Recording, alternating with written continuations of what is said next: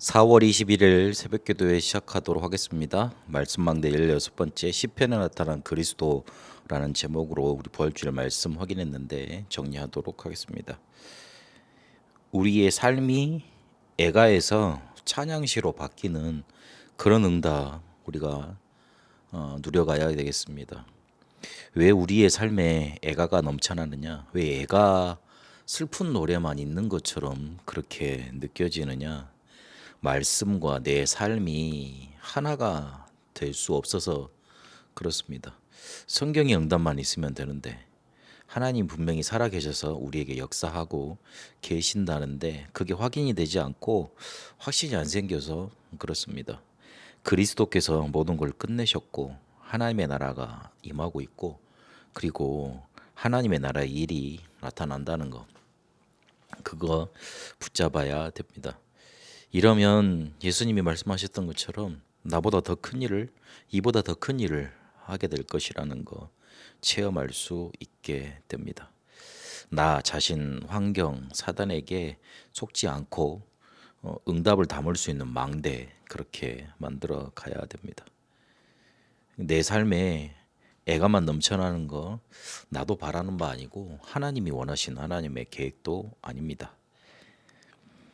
그래서 시편을 통해서 애가로 넘쳐났던 삶이 어떻게 하나님을 찬양하는 찬양시로 넘쳐났는가, 어떻게 그렇게 변화될 수 있는가, 그 비밀을 붙잡아야 되겠는데 시편을 어떻게 주셨냐면 말씀을 응답으로 누리면서 그리스도의 나라를 기다리는 하나님의 백성들, 그 사람들을 위한 기도책으로 그리스도와 그의 나라를 기다리는 하나님의 백성들에게 어떻게 기도해야 되는지를 알려주고 있습니다. 이게 시편입니다. 애가와 찬양시로 율법과 메시아 그리스도에 대해서 말하고 있고 믿음과 소망을 얘기합니다. 그러면서 초반부에는 애가가 많이 나오지만 나중에는 찬양시로 전환되는 찬양시가 많아지는 그런 전환이 나타납니다.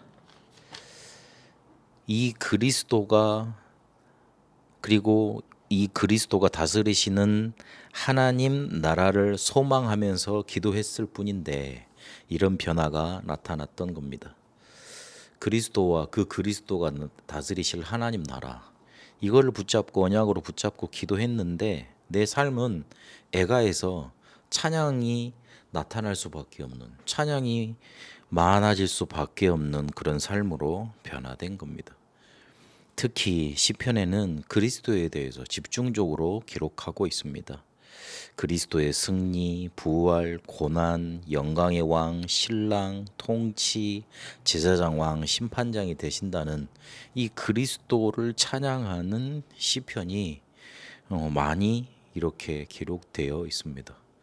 어느 성경에서는 딱 한 가지 사물 그리고 어떤 인물 이렇게만 기록되어 있는데 그리스도의 행적에 대해서 그리스도가 오셔서 하실 일에 대해서 이렇게 집중적으로 많이 기록하고 있는 성경은 시편입니다. 시편 2편에서는 사무엘하 7장 8절에서 16절까지 다윗이 자기의 왕권의 정통성을 언약 안에서 확증하는 그 내용을 이렇게 시적인 표현으로 나타내 주고 있습니다. 그리스도와 대적하는 것은 어리석음의 극치라. 정말 이렇게 머리가 안 좋은 거다. 그렇게 고백하면서 전도자에게는 승리가 보장돼 있고 결국은 승리한다. 복음 막는 사람들이 핍박이 일어나면 하나님은 반드시 사건을 터뜨리시고 그 사건을 통해 핍박받는 하는 사람들이 영향을 못 끼치도록 만들어서 복음화가 되어지는 응답의 역사를 일으키셨던 겁니다. 복음을 막을 수 없고 결국 전도자는 승리했습니다. 그래서 이렇게 복음 전하도록 남은 자는 순례자의 길을 가야 되고 어려움과 핍박이 오는 것 당연하니까 이길 힘을 하나님께서 반드시 주실 거니까 하나님의 계획을 찾고 그 속에 있으면 됩니다. 그래서 시편 22편에는 그리스도의 고난을 말씀하시면서 고난은 삶 응답을 체험하는 길이 된다고 문제에는 답이 있고 갈등은 갱신의 기회고 위기는 축복의 기회라고 말씀하고 있습니다. 이 그리스도는 우리의 빛이 되셔서 우리를 인도하십니다. 시편 27편 그리고 43편에 보니까 그렇게 빛이신 그리스도께서 우리를 구원의 길로 인도하신다 말씀하십니다. 이 세상은 어두움에 덮였습니다. 이 어두움에 덮인 세상 속에 사는 인생은 캄캄함 속에 살고 있는 겁니다. 하나님 떠난 인류는 흑암 혼돈 공허 속에 길을 못 찾게 됐고요. 죄 속에 빠진 인생은 세상 풍속을 따르지 않으면 안 되게 됐습니다. 사단에게 잡힌 인간은 평생 두려움 속에서 살게 됐던 겁니다. 그래서 빛이신 그리스도께서 우리에게 구원의 길로 오셨고 그 길로 인도하십니다. 구체적으로 우리의 삶 속에 말씀을 주시고 이 말씀으로 우리의 여정을 이끌어 가시는 겁니다. 시편 119편 105절에 보니까 말씀은 내 발의 등이요 내 길의 빛이라 그랬습니다. 요한복음 1장에 보니까 말씀은 곧 하나님이시고 이분은 창조주셨고 이분은 우리의 생명이시고 그리고 빛이시라 그랬습니다. 이분이 바로 육신을 입고 이 땅에 오셨습니다. 그래서 그분이 성령께서 오시는 길을 열어주셨고 영원히 함께 하시면서 모든 것을 가르치시고 생각나게 하시고 평안을 주실 거다 그렇게 말씀하고 계십니다. 그래서 시편의 마지막을 마무리하면서 그리스도는 부활하셔야만 한다. 그 언약을 붙잡아야 됩니다. 시편 16편 10절에 보니까 주의 거룩한 자를 멸망시키지 않으실 것이다. 사도행전 13장 35절에는 바울이 이 사실을 인용해서 또 다른 시편에 일렀을 때 주의 거룩한 자로 썩음을 당하지 않게 하시리라 그럽니다. 부활의 당연성, 필연성, 절대성을 말하고 있는 겁니다. 그리스도께서 죽으시고 부활하시지 않으시면 그리스도가 되실 수 없습니다. 그래서 부활해야 됩니다. 보이사 성령이 올 수 있는 길을 그리스도가 부활하지 않으면 여실 수 없습니다. 그래서 그리스도의 부활은 필요합니다. 필연성입니다. 그리스도가 그리스도 되시지 않으면 마귀의 일을 멸할 수 없습니다. 절대적인 하나님의 계획이고 절대적으로 그리스도의 부활은 있어야 되는 겁니다.